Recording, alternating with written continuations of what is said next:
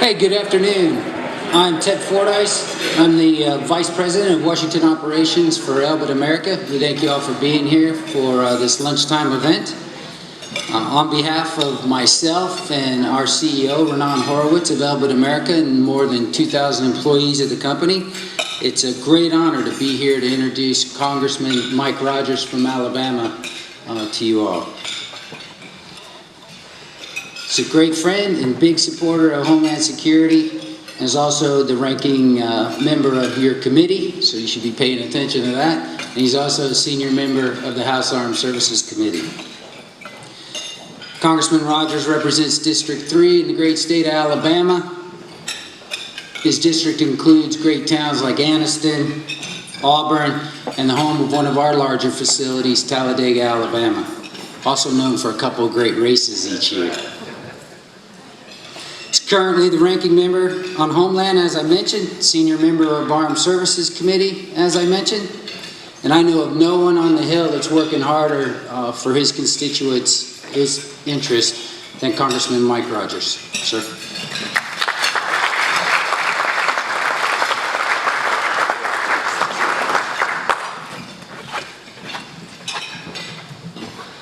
Thank you, Ted, for that introduction. It's great to be with y'all here today at this International Summit on Borders.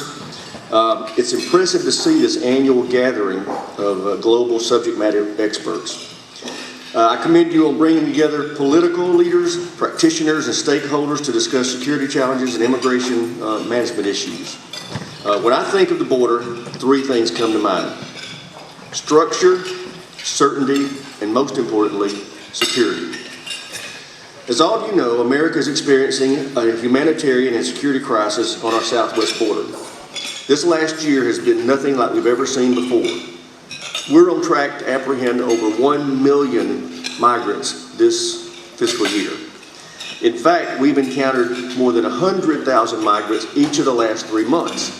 In March, it was 101,000, April, 109,000, and in May, 144,000 migrants. So you can see the trend lines, and they're not going down. We're also seeing the flow of migrants change. What used to be single males from Mexico is now unaccompanied children and families from throughout Central America. We're also apprehending migrants from as far away as Asia and Africa. Because of loopholes in our immigration laws, smugglers and cartels are making billions exploiting children to help adults into the United States. Women are facing constant threat of sexual assault on their journey. The security of this country and the lives of immigrants are at stake. Our immigration system was not built to withstand this unprecedented surge of migrants. CBP processing centers are designed to hold 4,000 migrants at a time. Currently, we have over 20,000 migrants in those facilities.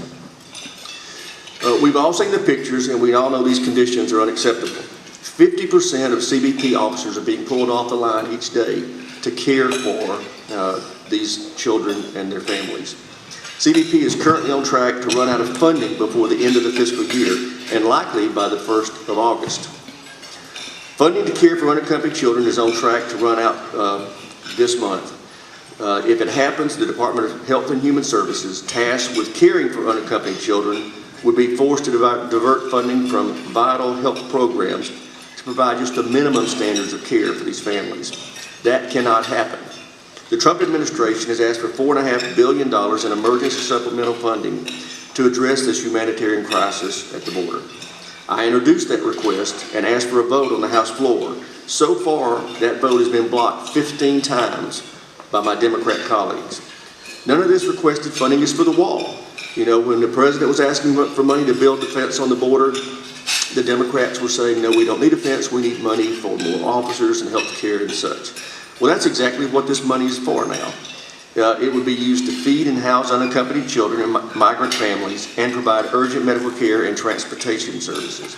At some point, congressional Democrats will need to stop pointing the finger at President Trump and, as the majority party, offer some sorts of solutions.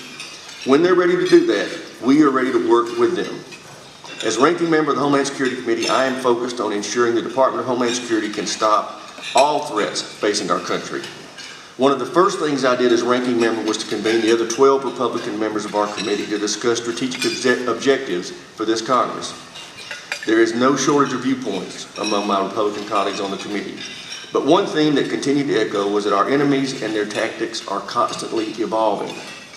As a country, we must be prepared for the threats we are currently facing, as well as the threats that we will confront in the future. That's why I'm here today. I'm announcing the Homeland Security Republicans' American Security Agenda. This agenda arose out of those conversations I had with members on the committee. The goal of the American Security Agenda is to take a hard look at the department's missions and act to ensure that DHS is prepared to tackle the emerging threats to our homeland. Our enemies are changing tactics and fighting us on new battlegrounds. Unfortunately, the federal government is not adequately prepared or properly resourced to combat this new evolving threat. Since the horrible attacks on September 11th, we have made great strides to thwart global jihadist operations and to stop their threats before they reach our shores. However, today, global jihadists are joined by cyber hackers, rival nation states, and transnational criminal organizations to present incredible new risks to our economy, our safety, and our way of life. Congress has taken several important steps in the last few years to position DHS for these new threats. For example, we modernized TSA last fall in the FAA bill. TSA now has stronger technology and intelligence focus as opposed to just shuffling passengers through screening as quickly as possible. We stood up the Cybersecurity and Infrastructure Security Agency, known as CISA. CISA is leading the department's effort to defend the nation against cyber attacks, and they are solely focused on that mission. But more must be done because our adversaries continue to evolve. Rising powers are using asymmetrical attacks to diminish our leadership and role and influence in the world. China, Russia, Iran, and North Korea all have state-sponsored programs aimed at harming the United States. Some of you today know I'm a senior member of the Armed Services Committee, as you heard in the introduction. That committee had been watching these rising and resurgent powers for the last 20 years. What we have seen is a comprehensive challenge to American dominance and security. There isn't a single arena free of this competition. Warning lights have been flashing in the defense community for years, and they are now bleeding into DHS. We're under pressure on everything from satellites to social media. Our online influence operations can destabilize our neighbors and impact region migration flows or elections here at home. China's Belt and Road Initiative is holding more and more foreign partners hostage to cheap state-backed loans. And the terms of these loans would make a loan shark blush. Miss a payment, we take your port, your highway, or your airport. Intellectual property theft means that foreign powers are stealing innovation directly out of our laboratories rather than waiting to copy it off the shelf. These three threats, weren't on DHS's radar when it was created in 2002. Some of them didn't even exist. But the department's 21st century mission will be defined by these new threats and a few more that we can't even predict right now. These threats from nation states also track with changes in terrorism at home and abroad. Online radicalization is free, easy, and anonymous. Acts of terrorism can now be simple and viral. Republicans have made it a focus on the committee to try and better understand the changing nature of the terrorist threat, whether it be metastasizing online, radicalization, hackers, transnational criminal organizations, the lone wolf actor, or a nation-state threat. Republican members understand the gravity of their responsibility. We understand that being naive about our adversaries and their attempts to disrupt and destroy our way of life is not an option. We need to address these emerging threats head on. The American Security Agenda is a long-term effort by Homeland Security Republicans to modernize and equip DHS for the threats of today and prepare for the threats of tomorrow.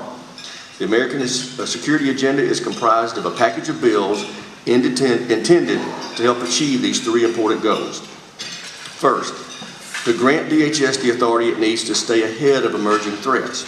Second, to provide DHS and its state and local private sector partners with the resources they need to build and maintain a robust capacity to deter acts of terrorism.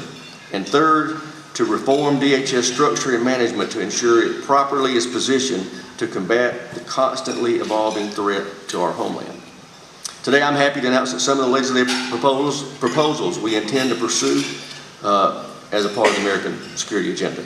To help the department stay ahead of emerging threats, our former chairman, Peter King, has introduced the Securing the Homeland Security Supply Chain Act.